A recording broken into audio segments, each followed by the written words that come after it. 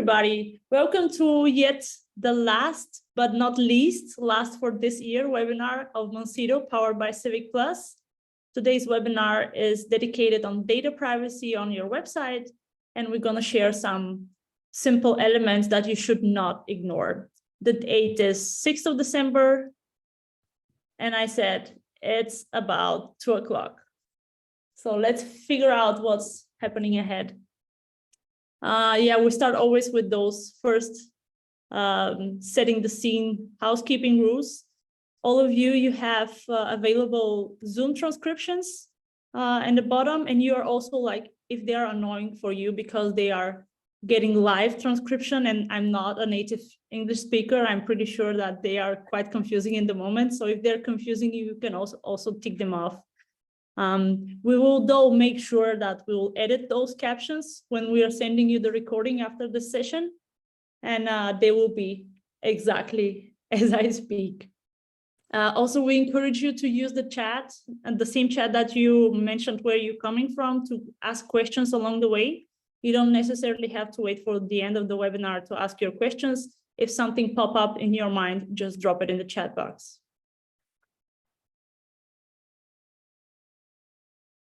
And as I said, this webinar is powered by Monsito, powered by Civic Plus. Monsito is a company that have expanded recently, but mainly working with organizations from all over the world. And those are a few of our customers over here.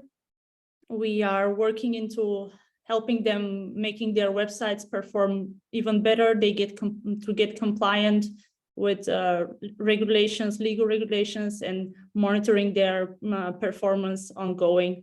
My name is Graciela Zhelova. I work for at Monsito Copenhagen office together with my colleague Jasmine. Maybe you can introduce yourself.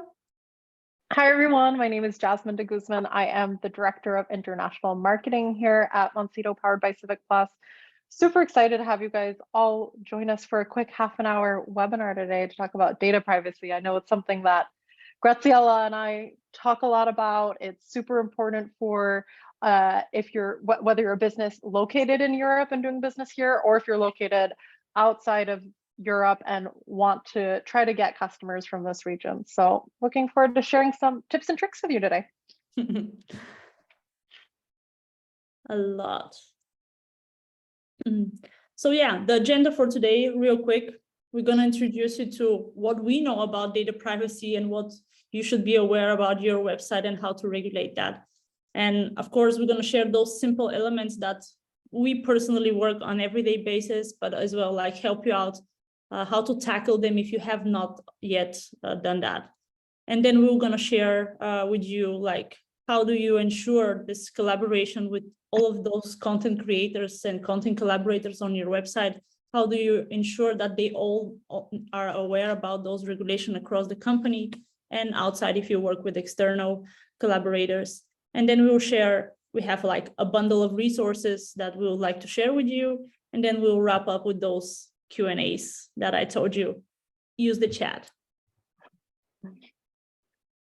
Yeah, and we have this quick breaking the ice poll just to understand where you guys are with your data privacy. Have you started working on it? How often you work on it? And just to understand, like, is it something that's it takes you a long time because you're a bigger team or a smaller team and you're often like updating? Because, you know, regulations are coming all the time and being updated as we go. It's not a one-time fix forever. And I see people are ticking in, Jasmine. We've got about 75% that have voted, I think. All right. All right, we got pretty much everyone. All right, I'm going to share the results. Okay, it seems like some of you have been working very recently on your data privacy, but maybe being here today with us, that means that you want to confirm what you have done so far, if it's like everything or there's something else to chip in.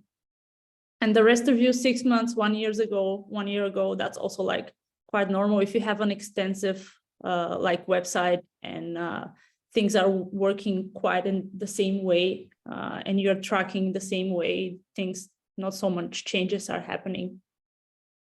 It's quite well. Awesome. Yeah, and great to see no one's more than 2+ years ago, because Oh. even if you were 2+ years ago, that's okay. Then you've come to the right place to get started again. So.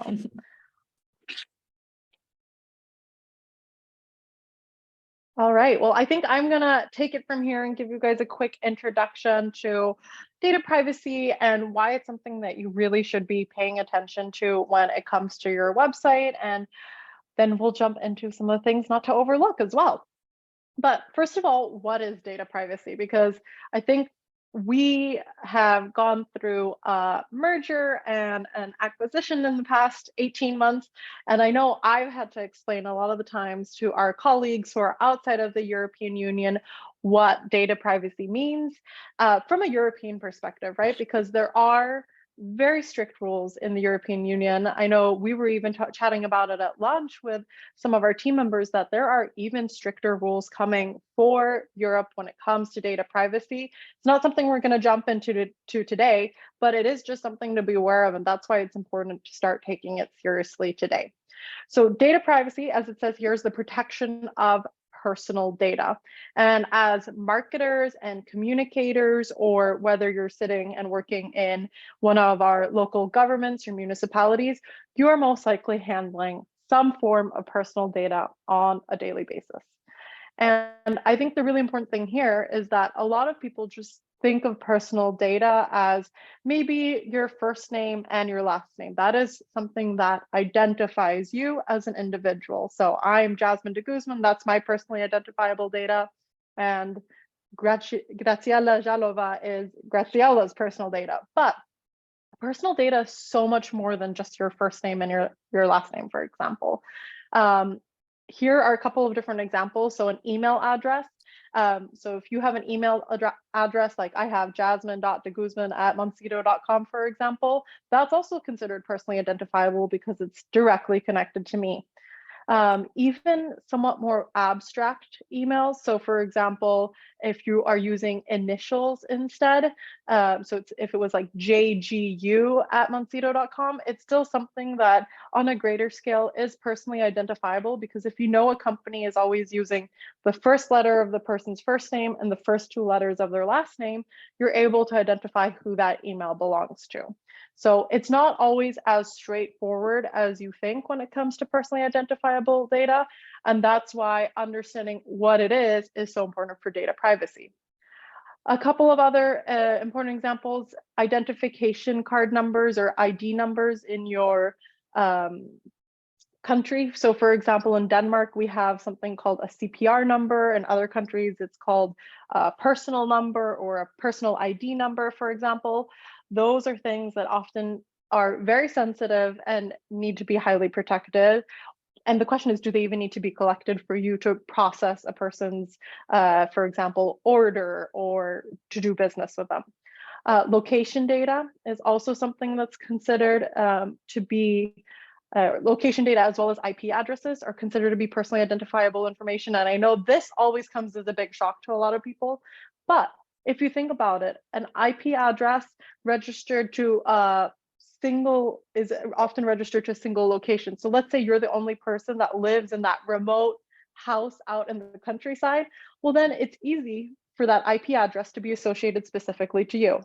And then of course, there's also other things like cookie IDs, but it really just, my point is to make to you here is that data privacy and the protection of personal data goes beyond the initial scope of what you probably initially think. And these are just a couple of the examples. It also, if you look at the European Commission's definition of personal data, it goes way beyond this. It also looks at things like ethnicity and other demographic types of things that can be used to identify you as an individual. So it just, to highlight to you from a website perspective, really think about what kind of personal data you're collecting on your website, because the more personal data you're collecting, A, you need to have a reason for it, but B, you also need to protect more of that data then and need to have more security and privacy around it.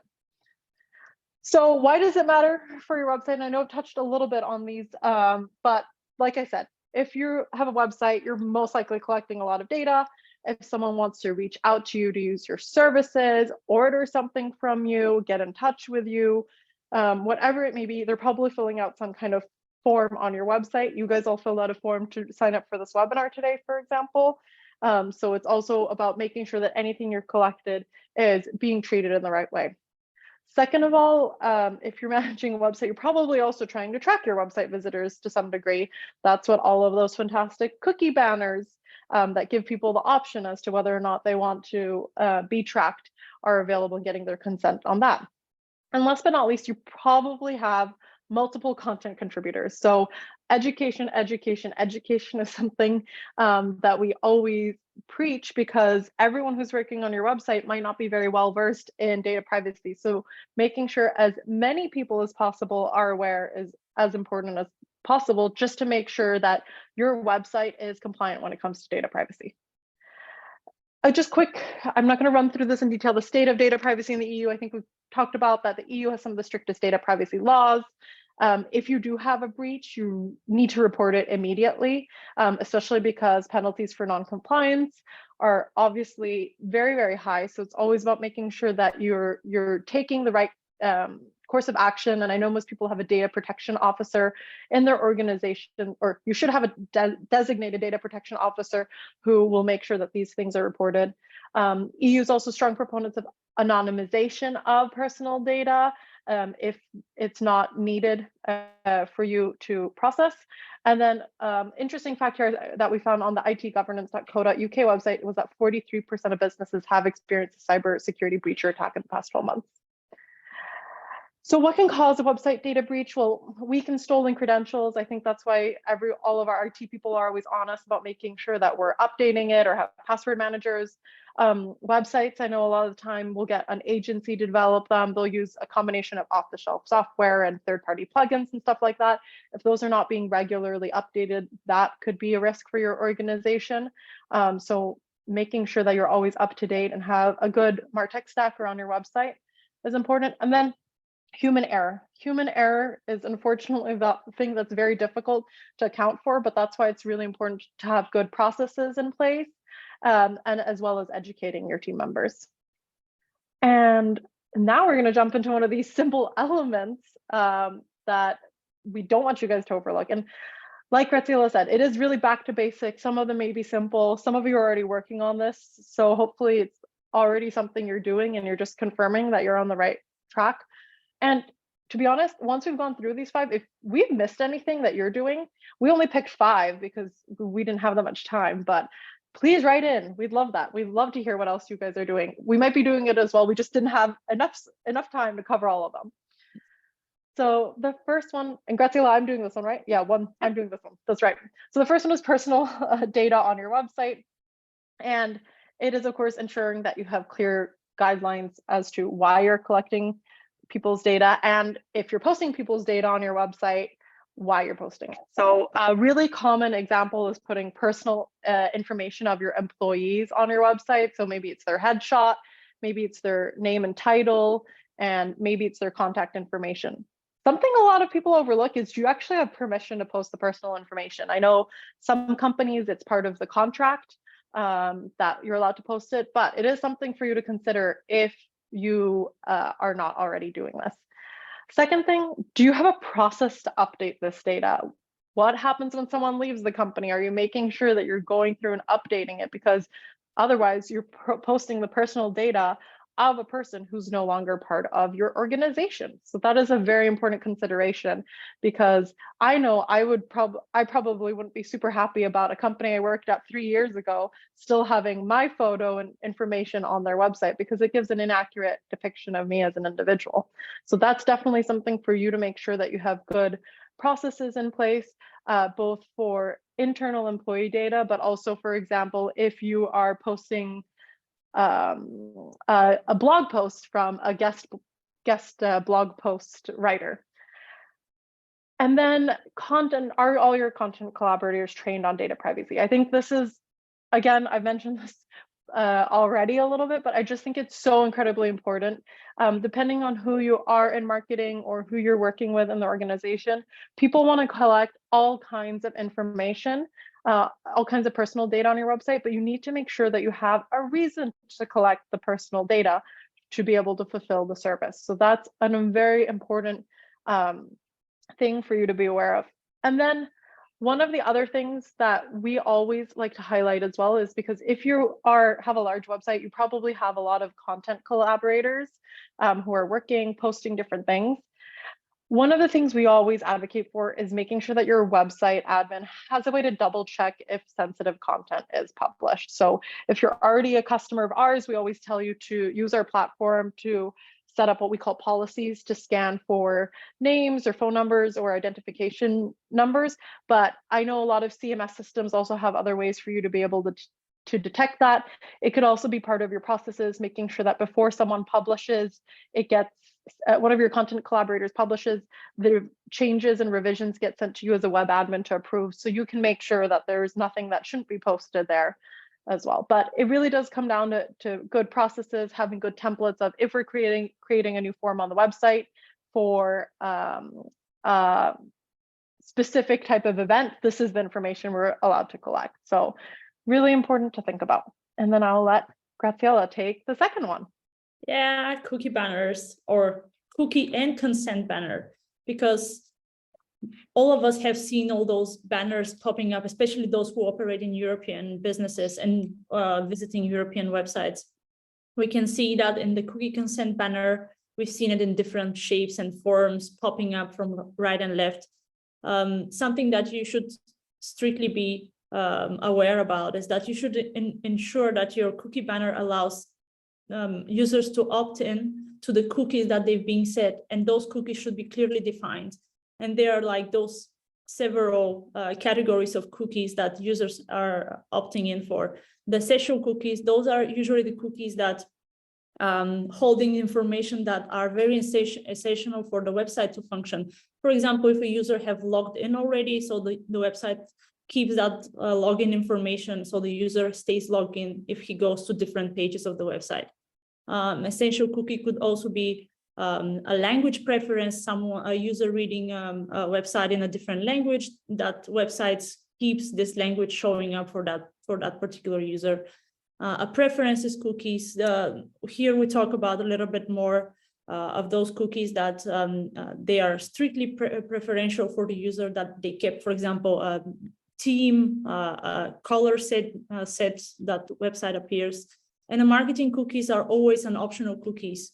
Those are like cookies that your website should set. For example, a browser is set by default to delete the cookies after the session expires. That means that those session cookies, when the user gets out of the browser or close the app, those cookies will disappear. If your website is not set to keep the cookies, and this is by default, usually it's around 30 days is the usual practice, but you're not allowed to store the cookies for more than a year, according to the e-privacy directive.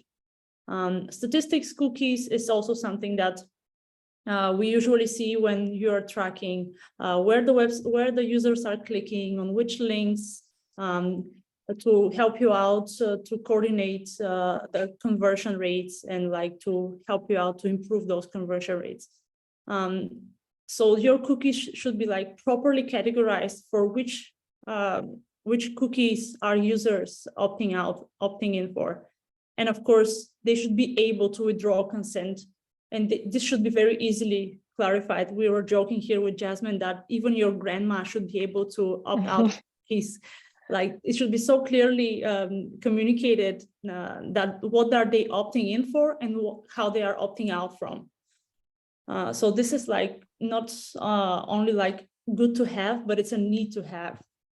And also remember that, as I said, the time frame for the cookies is usually set up by your website. It's not by the default, because otherwise the cookie will expire. Something to remember, very good to remember, is that if your website is set in a different languages, you need to also adapt your cookie consent banner to be in a different languages. You can't log into, let's say, someone was from France, if your website is in French, and your cookie consent banner should be also in French.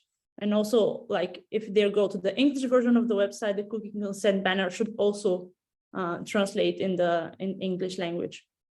And a very good pro tip over here, because we are advocates for accessibility in our company, something that we keep on seeing is cookie banners are not by default or accessible. And we usually see like companies using those beautiful cookie banners that they pop in the middle of the page when you open the browser.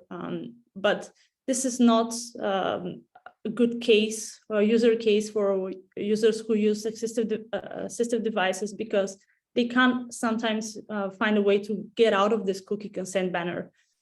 So what we have for our customers using Moncito platform, we have this very beautiful accessibility friendly cookie banner that they can use for their cookie and consent banner on their websites. And something that you should just remember is, as a rule of thumb, is it should not disturb a user experience. If the cookie consent banner disturbs the user experience, then you're not doing a good job of setting this by forcing your users to just click in the tick boxes. I think the next is yours. Yes, awesome. Thanks, Graziella. So updated privacy policy was a third thing that we just wanted to add. So just like any other legal document, it's super important to make sure that you're continuously reviewing your privacy policy. I know it's often something people are doing at this time of the year, end of the year, start of the year, but making sure it's easily accessible on your website so people can find it. Working as well with your lawyer, whoever is writing your privacy policy, to state what data you're collecting. That might have changed over time, why you're collecting it and how you're using it. So going in and doing an update around that is super important. Also, if you're adding, for example, new software or new sub-processors, for example, that are collecting data, you should definitely add that to your privacy policy as well. And then I know updating your privacy policy can be incredibly tedious. I think this is what most people do, is you just have your main domain / privacy policy, for example, but just make sure that if you're linking to it across different places, you just have it all linked to that one main page. It just makes it that much easier for you to maintain and update. All right, over to you, Graziella, for number 4. Oh, my favorite one. So opt-in forms, we all love them because it helps all of our marketing numbers and conversion rates. And we have seen in our careers, I believe you as well, Jasmine, seen variety of forms and varieties of way to make it easier. But we should really pay attention to those rules over there that especially apply in European organizations who operate with European websites.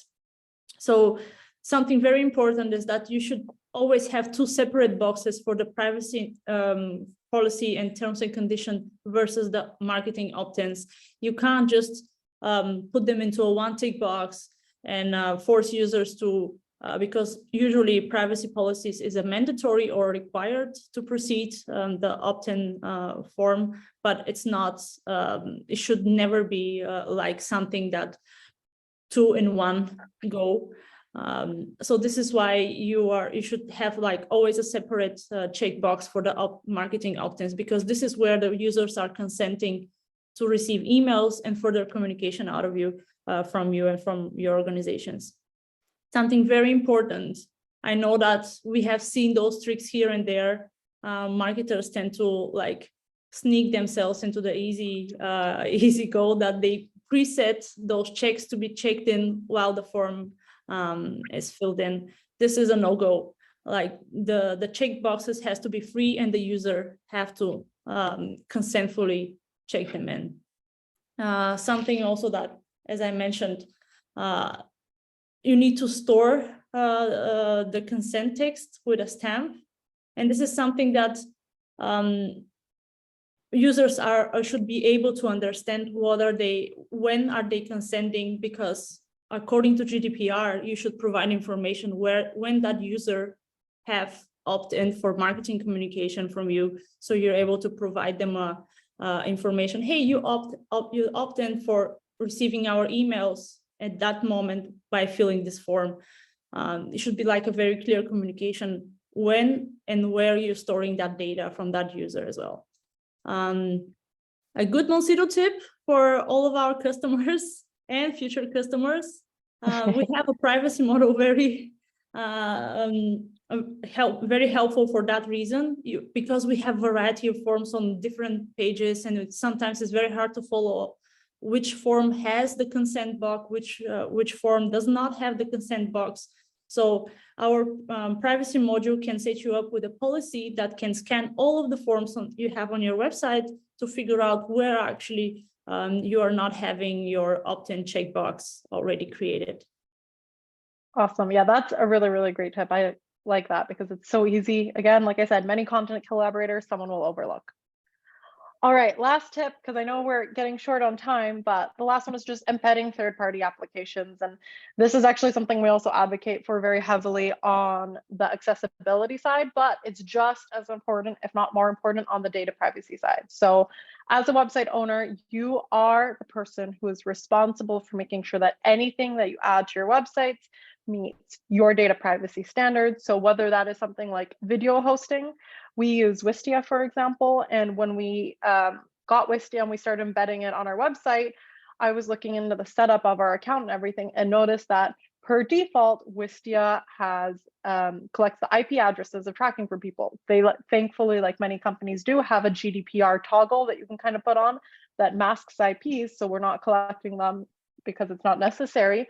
So that's one of those great examples of if you're adding other things like heat maps or maybe iframing database onto your website, or maybe you're using one of those really cool digital content platforms that creates like digital catalogs, make sure that those third-party applications that you're linking to from your website or even embedding are living up to your data privacy standards and that you're adding them, for example, to your privacy policy and all of that. And I think creating a data privacy checklist, consult your own legal counsel for this, but having a data privacy checklist for the procurement or some kind of form that you walk through with your legal counsel is incredibly important when you're adding things to your website. And it seems so simple. I know it's so easy to just be like, oh, let's just get this third-party plugin.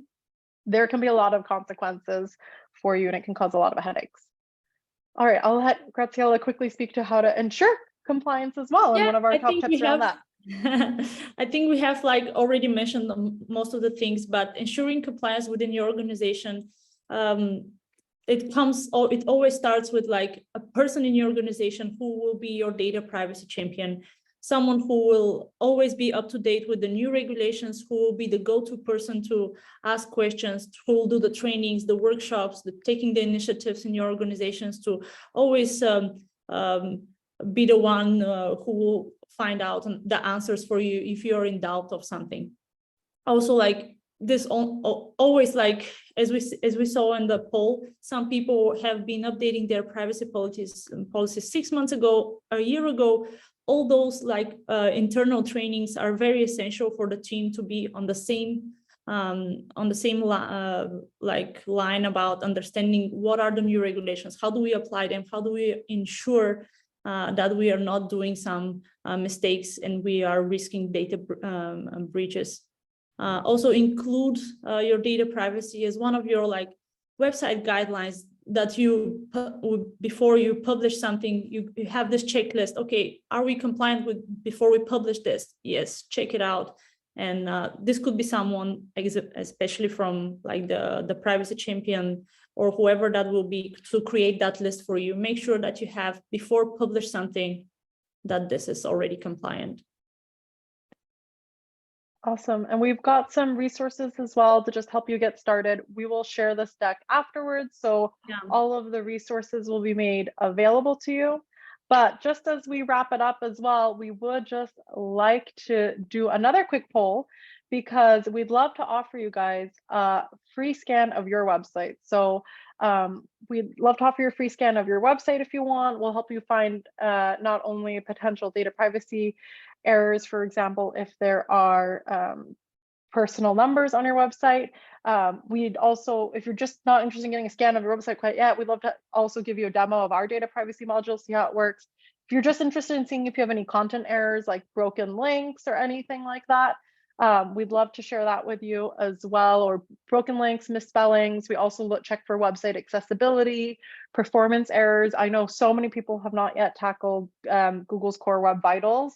And as we go into the new year, who knows what kind of new algorithm Google's going to come with. So if you haven't checked that out yet, definitely would be super happy to help you out with that. I'll leave that open. If you're interested in all of the above, you can do that too. One of our team members will reach out to you afterwards. But other than that, we can jump into Q&A if we have any questions. Graziella, can you see? Yeah, I think we have this very up-to-date questions. Do my website visitors need to be able to revoke their cookie consent?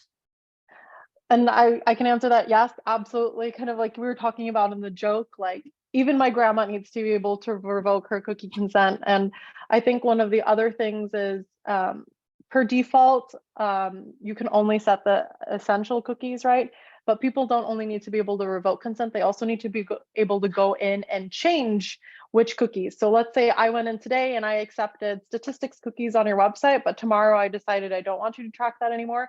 I need to be able to go in and make that update. So not only do you need to be able to revoke, but you also need to be able to update and change your consent. So that's a little update there.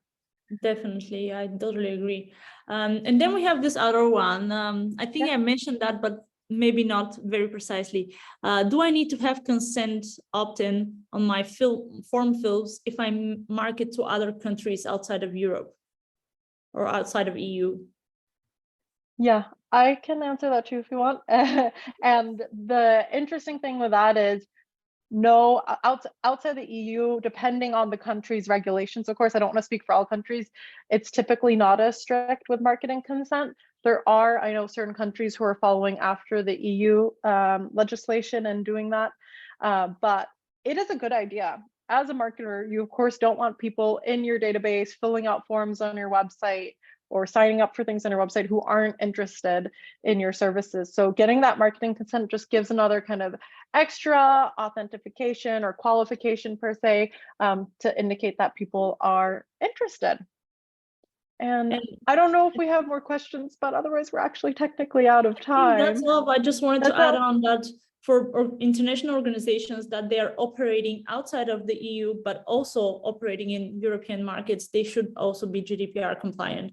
And regulations for, I know your headquarters in US or in Australia or somewhere abroad, but you're actually selling in Europe, you should be GDPR compliant. Absolutely. That's a really, really good point and something that's often also overlooked. Well, with that, we just want to say a big thank you for joining us today. Those of you who've raised your hands for follow-up, our team will be reaching out to you soon, and we've left our contact information here. I know Graziella and I are both very active on LinkedIn as well, so if you'd love to connect with us there and follow along for more tips and tricks, we'd love to engage with you. Yeah, be welcome. We're waiting for your requests.